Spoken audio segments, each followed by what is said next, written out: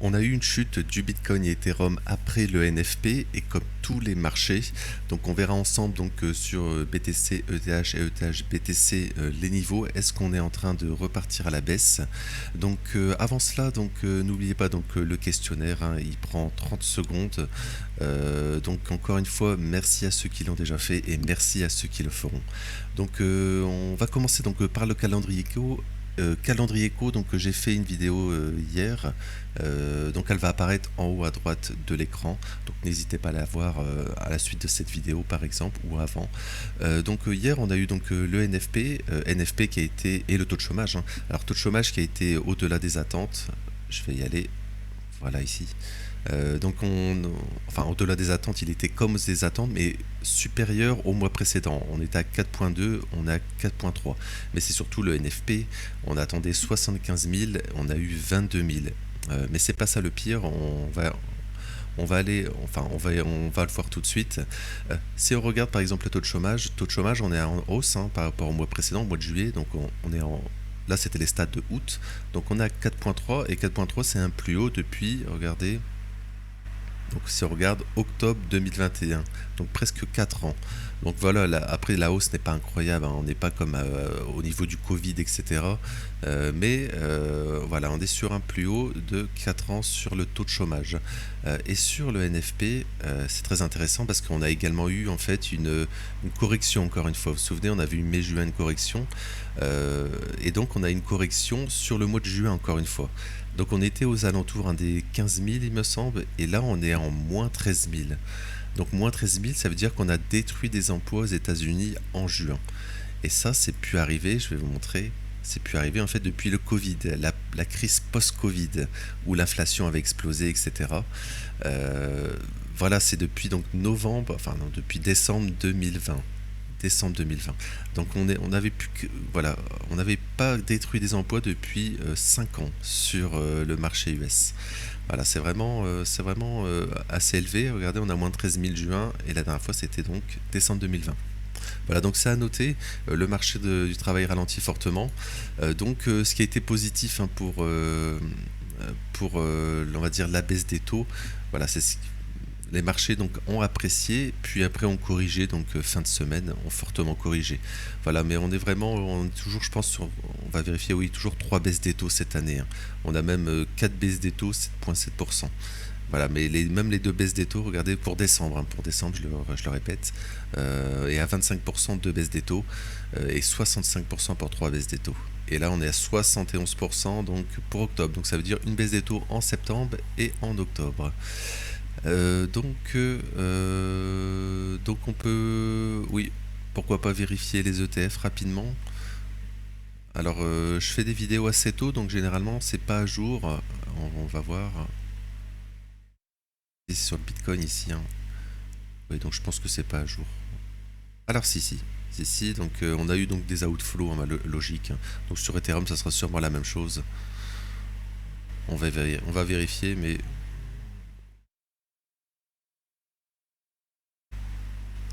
ok, bah c'est la même chose. On a un peu plus d'outflow sur Ethereum depuis plusieurs jours. Mais bon, ça reste similaire. Donc on va aller sur Bitcoin. Bitcoin. Alors moi je pense pas qu'on a top, hein, sur Bitcoin. Enfin, sur du court terme, hein, je répète. Tout simplement, hier on a eu le NFP. On va retourner, voilà, NFP. Donc on va au nord, on fait un double sommet et on fait une grosse correction. Voilà, on avait parlé que ça, mauvaise nouvelle veut dire bonne nouvelle, donc on a été chercher des prises de liquidité au nord et après on a corrigé fin de semaine. Voilà, moi je pense pas qu'on a top. Enfin, après on peut très bien revenir, hein, sur un plus bas court terme ici, mais tout simplement en fait on s'arrête encore une fois juste avant le Fair Value Gap Weekly. On en parle depuis lundi, hein. Fair Value Gap Weekly ici. Voilà ici. Voilà le Fair Value Gap Weekly, hein, le rectangle. Voilà, on s'arrête encore une fois juste avant. Donc soit on va y aller avant dimanche, hein, c'est totalement possible, ou soit on le laisse pour la semaine prochaine. Deux scénarios finalement. Deux scénarios, ça serait soit on retrace à la baisse, c'est-à-dire là on est toujours en fait on réintègre le Fair Value Gap baissier ici. Si vous regardez, on l'a réintégré. ou soit on va maintenir le fair value gap haussier ici, le rectangle vert ici, le petit rectangle vert. Voilà, au vu de la prise de liquidité qu'on a faite, après on n'est pas venu prendre l'equal high ici, les deux equal high ici, avant le fair value gap justement daily et weekly. Moi ça m'invite à penser qu'on y retournera. Donc la question c'est, est-ce que on va faire ça avant ou ça avant pour faire ça, et ensuite peut-être se retourner, faire un sommet descendant. Voilà, pour le moment, pour le moment, je ne sais pas, hein. Le marché, le fait que le marché a réintégré ici, c'est pas positif, mais il pourrait très bien donc revenir et refaire encore début de semaine prochaine, par exemple, aller chercher voilà, le sommet de cette semaine, le sommet donc du mois de septembre pour le moment. Ou l'inverse, hein, il pourrait donc aller au sud, aller chercher donc le plus bas du mois de septembre et le plus bas de lundi, hein, du premier du voilà, du 1er septembre et de lundi, et ensuite rebondir, voilà, mais ça on aura les stats éco la semaine prochaine, PPI et CPI, donc très important, l'inflation et les prix à la production.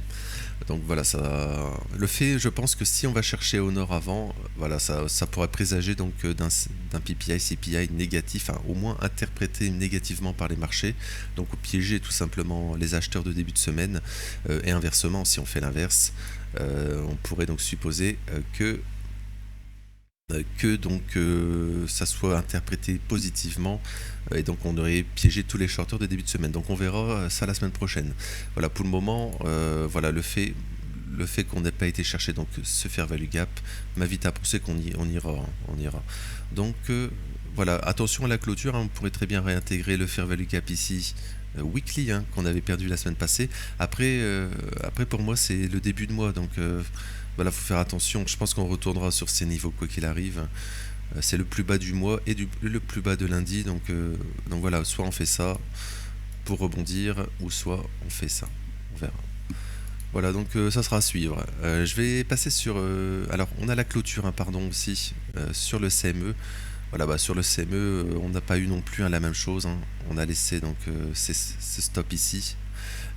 Et en weekly, bah, c'est un peu la même chose, hein. On n'a pas, voilà, on a ce gap aussi. Voilà, donc pour le moment, on va dire RAS sur Ethereum aussi, hein.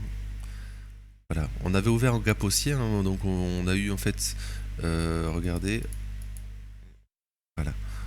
Donc en fait, on laisse également plein de stops sur Ethereum. On va avoir sur le perp, hein, c'est plus logique, c'est plus clair. Voilà, mais on n'a toujours pas été chercher la TH, bien sûr, le plus haut de lundi passé, enfin d'il y a 2 semaines, et également, donc on garde le fair value gap, hein, toujours weekly ici. Voilà, sur Ethereum, donc sur le perp ici, on est toujours dans ce fair value gap daily ici, hein, toujours. Alors, on essaie de le maintenir ou non, mais bon, si par exemple Bitcoin donc va chercher un nouveau plus bas ici, donc en reprenant ce scénario, hein, comme ça, et ensuite rebond, Ethereum pourrait donc très bien faire cela. Donc au moins il n'a pas pris, hein, hier, il n'a pas pris son plus bas de la semaine, hein, le plus bas de lundi. On est toujours en fait coincé dans le range de lundi, si vous regardez. La bougie de lundi contient les cours toute la semaine, on est resté dedans, et on n'est pas venu prendre le plus haut ou le plus bas de la semaine. Enfin, on est venu le prendre mercredi, si, très légèrement, mais bon, et, oui, également, oui. Oui, on l'a pas, et on l'a pas pris, hein, on l'a pas pris hier aussi. On va voir, hein, sur une unité de temps plus courte, mais on est toujours, on va dire, dans cette bougie de range, et donc il est probable d'aller au moins, hein, sur ce niveau ici. Et si le Bitcoin donc retrace un peu plus fortement, on pourrait aller purger ici, hein. Donc c'était le plus bas du mois d'août. Voilà, on va aller voir, voilà, plus bas du mois d'août, donc on pourrait retracer dedans. Également, on reviendrait donc dans le Fair Value Gap Weekly, Weekly haussier. Voilà. Voilà, moi je pense toujours qu'on n'a pas top, hein, sur ETH. Je pense qu'on va refaire une jambe haussière parce que on verra après sur ETH BTC, j'en parle depuis un certain temps. Et également, donc, on n'est pas venu en euros aussi, hein, je le redis également, hein, mais sur ETH euro, on s'est arrêté également juste avant l'ATH. Voilà, donc Ethereum, on va voir sur une unité de temps plus courte. Donc on est toujours dans ce fair value gap. On ne fait pas de fair value gap baissier, ce qui est positif. Mais finalement, on laisse beaucoup de stop daily. Comme ça, voilà, on laisse plein de choses ici. Donc je pense qu'un jour, ça sera... je pense on peut vraiment refaire, moi c'est ma théorie, qu'on va refaire un ATH sur Ethereum. Voilà, si vous regardez ici, on s'est arrêté juste avant ici et ici. Voilà, en fait on fait 3 equal high ici. Donc je pense qu'on y reviendra sur ça. Donc voilà, la question c'est est-ce qu'on retourne fait ça et pour une expansion baissière, ou soit on fait l'inverse, on va chercher ici pour ensuite, on va dire, piéger tous les vendeurs sur Ethereum. On peut regarder peut-être les liquidations, peut-être c'est intéressant sur Ethereum. On va attendre que ça charge, mais sur Ethereum, un petit peu lent.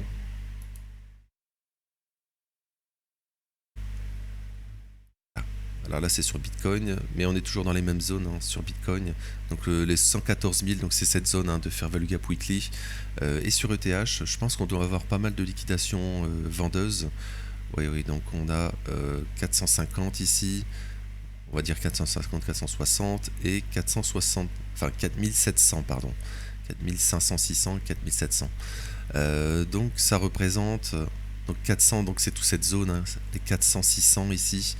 Et les 700, ben, finalement, oui, c'est totalement logique. Ça arrive très souvent, finalement. En fait, pas besoin de regarder vraiment les liquidations, mais donc, voilà, 4700 ici, c'est au-dessus de ce Fair Value Gap Daily. Et 4500, 600, c'est tous ces stops ici. Voilà. Donc je pense qu'avant de faire, par exemple, un truc baissier, un retracement baissier, si les indices se retracent, qu'on aurait un sell the news sur les taux de la Fed, on irait prendre un plus haut, je pense, pour au moins liquider tous ces gens. Voilà, donc à suivre sur Ethereum. Le week-end, samedi, c'est généralement extrêmement tranquille.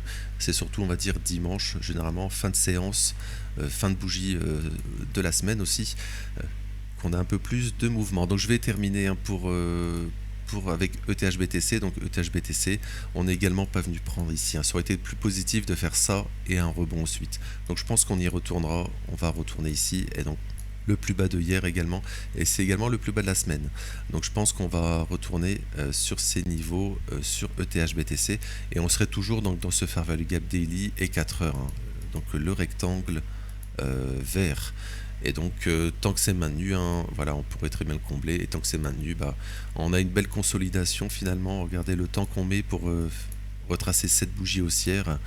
Voilà, pour moi on devrait donc refaire un ATH sur ETH BTC et finalement prendre ce fair value gap, on en parle, mensuel. Donc c'est le plus haut également de août. Voilà, faire au moins ça, et là faire attention si on n'a pas un rejet, et pour retracer ensuite un peu plus. Et ça on verra avec le brief indice que je vais faire tout à l'heure sur les indices. On a fait un nouvel ATH sur le S&P. On a une réaction baissière, mais rien d'alarmant, parce que le Nasdaq, regardez, Nasdaq là n'a pas fait d'ATH encore, donc moi je pense qu'on y retournera, pourquoi pas la semaine prochaine, mais ça on en reparlera dans le brief indice. Voilà, donc merci de votre temps, donc encore merci à ceux qui ont rempli le questionnaire. N'oubliez pas le Discord et à vous abonner et à liker pour soutenir la vidéo. Donc je vous souhaite un bon week-end et merci.